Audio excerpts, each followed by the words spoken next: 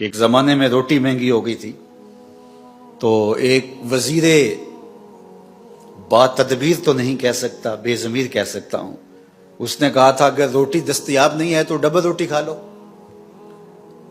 اب جہاں وہ بیٹھے ان کو کیا پتا کہ جس کو روٹی بھی میسر نہیں ہے اس کو ڈبل روٹی کیسے ملے گی، جس کو سنگل بھی نہیں مل رہی۔ اب اس کو غریب کے درد کی، اس کی مجبوریوں کی، اس کے حالات کی سمجھ نہیں آ سکتی، چونکہ وہ اس مرحلے سے گزرا ہی نہیں ہے۔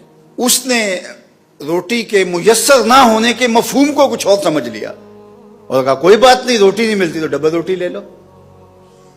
تو وہ کیا سمجھے گا؟ ایک زمانے میں جب ہماری رہائشیں اکٹھی ہوتی تھی، یہ غریب کا گھر تھا ایک گلی میں، ساتھ امیر کا گھر تھا، پھر دو غریبوں کے گھر تھے، پھر ایک امیر کا گھر تھا، 10-15 لوگوں کے گھر تھے گلی کے اندر، 2-3 امیر ہوتے تھے، 8-10 غریب ہوتے تھے اور 5-6 لوگ متوسط ہوتے تھے، اور یہ ایک چھوٹی سی فیملی بھی ہوتی تھی۔ ان غریبوں کا خیال امیر رکھتے تھے اور متوسط ایک دوسرے کا خیال رکھتے تھے۔ گھر کے اندر پکنے والا سالن ایک دوسرے کے گھر میں جاتا تھا، شیئر ہوتا تھا۔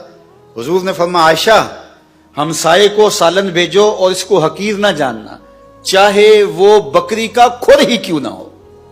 اور میرے اور آپ کے آقا و مولا نے فرمایا کہ اپنے گوشت کی خوشبو سے غریب ہمسائے کو تکلیف نہ دو، یا تو تھوڑا سا پانی زیادہ ڈال لو اور شوربے کی پیالی ہمسایوں کے گھر بھی بھیج دو۔ اور اگر ایسا نہیں کر سکتے تو ایسے زاویوں اور ایسے وقت کے اندر کھانا پکاؤ کہ غریب کے بچوں تک اس کی خوشبو نہ پہنچ پائے، کہ وہ اگر ضد کر بیٹھا اپنے ماں باپ سے تو ماں باپ اس ضد کو پورا نہیں کر پائیں گے۔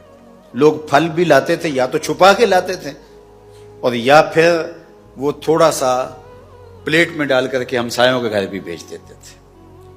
جو غریب تھے ان کو بھی کچھ نہ کچھ ان چیزوں کا حصہ مل جاتا تھا۔ متوسط لوگوں کے اندر بھی یوں شیئرنگ ہوتی تھی اور وہ ایک دوسرے سے محبت بڑھتی تھی، اور جو برتن آتا تھا اس کو پھر خالی نہیں لٹایا جاتا تھا، اس میں چینی ڈال کر، اس میں بادام ڈال کر، اس میں مکھانے ڈال کر، اس میں پتاشے ڈال کر اس کو واپس بھیجا جاتا تھا، اور کچھ نہیں تو چھوارا ڈال دیا جاتا تھا۔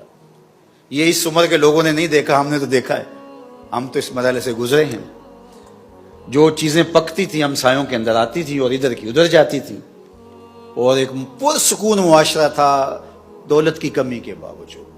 لیکن پھر کیا ہوا؟ امیروں کے ٹون ہی الگ بن گئے اور وہ غریب محلوں سے اٹھ کے وہ الگ سوسائٹی میں چلے گئے، بڑے ٹاؤن میں چلے گئے، اور یہ غریب جو ہے وہ غریب محلے میں، تو غریب اور امیر کے درمیان جو تفاوت تھا ختم نہ ہوا بلکہ وہ بڑھ گیا۔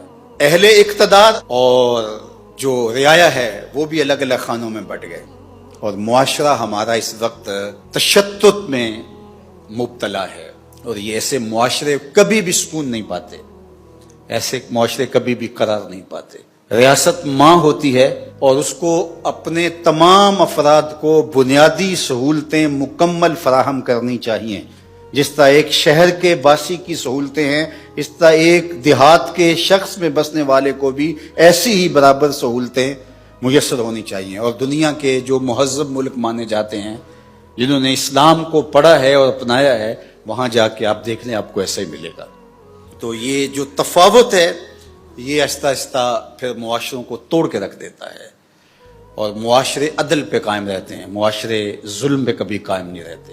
سیدنا علی المرتضیٰ مولا کل جہاں کا قول ہے کہ الملک یدوم بالکفر ولا یدوم بالظلم، ملک کفر کے ساتھ تو قائم رہ سکتا ہے، ظلم کے ساتھ قائم نہیں رہ سکتا۔ جب ظالمانہ انداز حکومت ہو تو ملک برباد ہو جاتے ہیں۔ رومی نے کہا تھا سگ وزیرو گرگ میرو موشرا درباں شود، این ارکان سلطنت ملک را ویراں شود۔ سگ وزیرو کتا وزیر ہو، گرگ میرو اور بھیڑیا بادشاہ ہو، موشرا درباں شود اور جو چوہا ہے وہ وزیر دفاع ہو، این ارکان سلطنت جب کسی ملک کی وزارتیں ایسے بٹیں ملک را ویراں شود تو ملک ویراں ہو جاتا ہے۔ ہر شاخ پہ الو بیٹھا ہے، انجام میں گلستان کیا ہوگا۔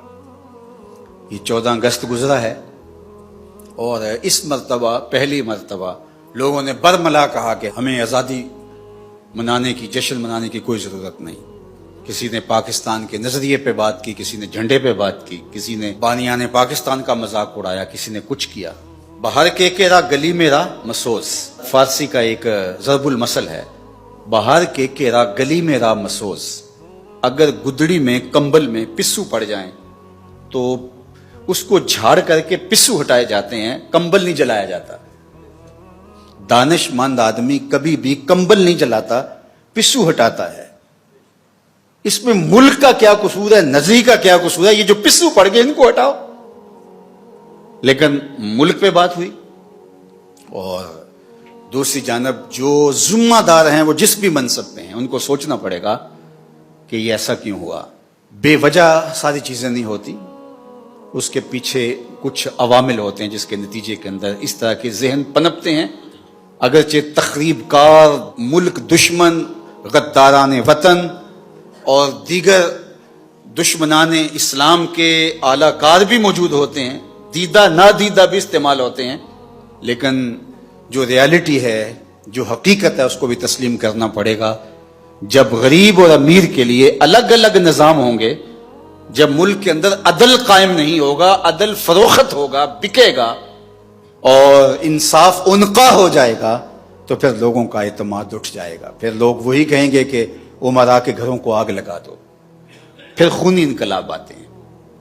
اور اس وقت پاکستان جن مشکل حالات سے گزر رہا ہے، سمجھدار، سنجیدہ اور جو فیصلہ ساز منصبوں پہ بیٹھے ہیں ان کو ضرور ان حالات سے صرف غصہ کھانے کی بجائے انہیں تجزیہ کر کے اس کا جو ہے وہ کوئی قابل عمل حل نکالنا پڑے گا اور لوگوں کی محرومیوں کو دور کرنا پڑے گا۔